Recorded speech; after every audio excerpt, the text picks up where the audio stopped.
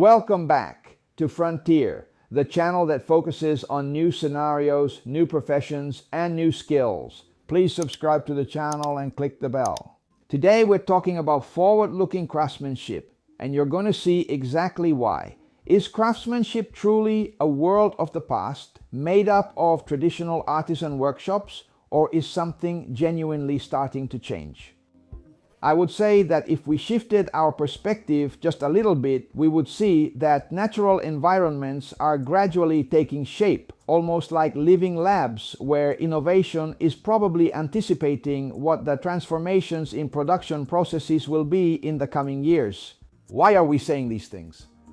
Because in essence, we have recorded a series of fairly important signals. The first is that independent workers have now surpassed self-employed workers. So basically that overtake occurred around 2023, and by 2025 the figure seems to be remaining steady. Then we have a few indicators related to the legal forms within the artisan sector. Basically, three stories that intersect.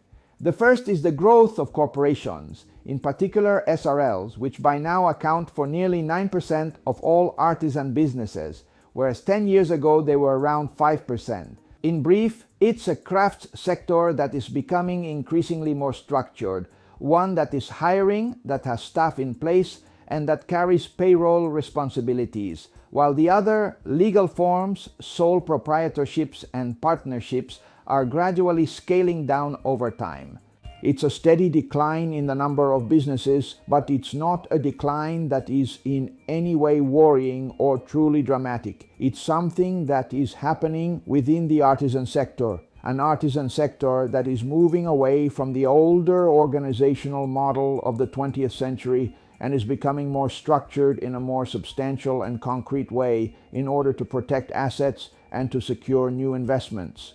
These three stories say quite a lot about what is really happening in practical terms in the crafts sector. And then there is another piece of data that is the most important one, namely the fact that skills are now emerging that are essentially digital skills. Digital craft businesses have definitely risen. There are now roughly 10,000 of them, which is essentially about 10% of the total number of digital businesses. ICT experts are showing up as well, at close to 5%. In short, hands-on skill and digitalization appear to be the new key watchwords of craftsmanship. What's the problem? The problem, however, is that the pool of entrepreneurs, that is those over 25, has decreased by almost 50% compared to 1964. And this demographic figure is essentially the main one that concerns us. And it tells us that there must be urgent, immediate action in terms of truly concrete interventions. So we are truly facing a real paradox. On one side, there are companies that are actively looking for workers. On the other side, the necessary qualifications that these companies actually need are still missing.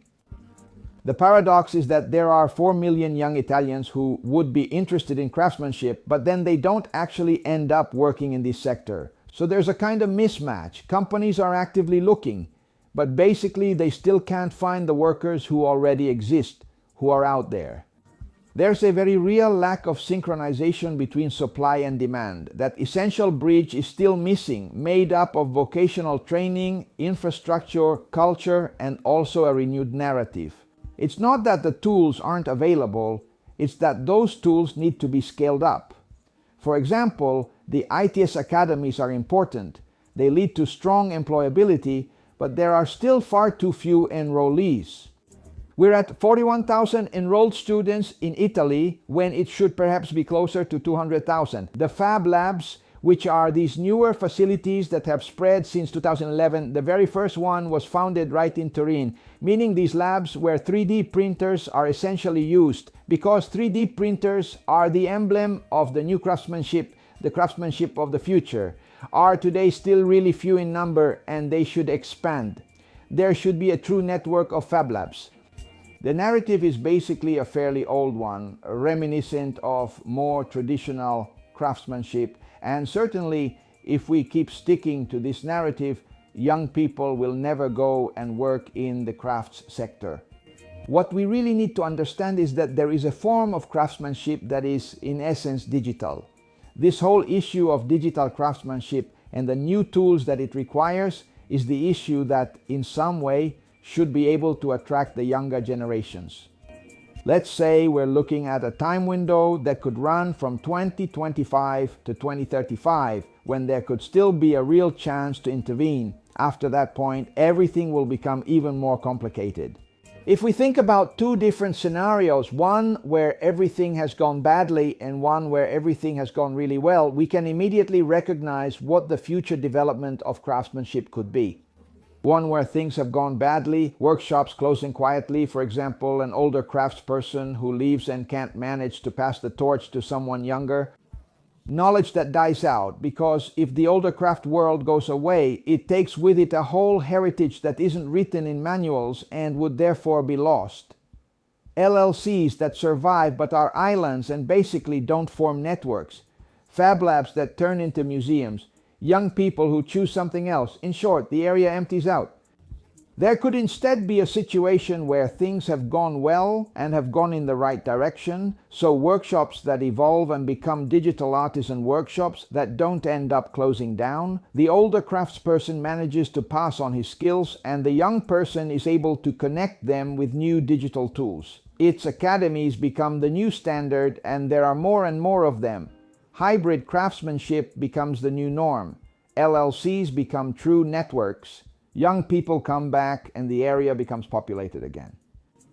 Let's say that new professional profiles end up taking shape as well, because we have an enhanced worker who combines hands-on skills with digitalization. We have hybrid professionals who move around within the network, kind of like freelancers, and we have micro-entrepreneurs in the wellness sector, because wellness is the artisanal component that has grown the most in recent years by almost 10% more. All things considered, from the tournament to the fan lab and then to the worksite. 3 profiles, 3 different entry points, and everyone can find their own path within the craftsmanship of the future. Let me know your opinions, which are always very important for the deep dives we'll be doing in the near future. Please be sure to leave a like, and we'll be looking forward to seeing you in our next videos.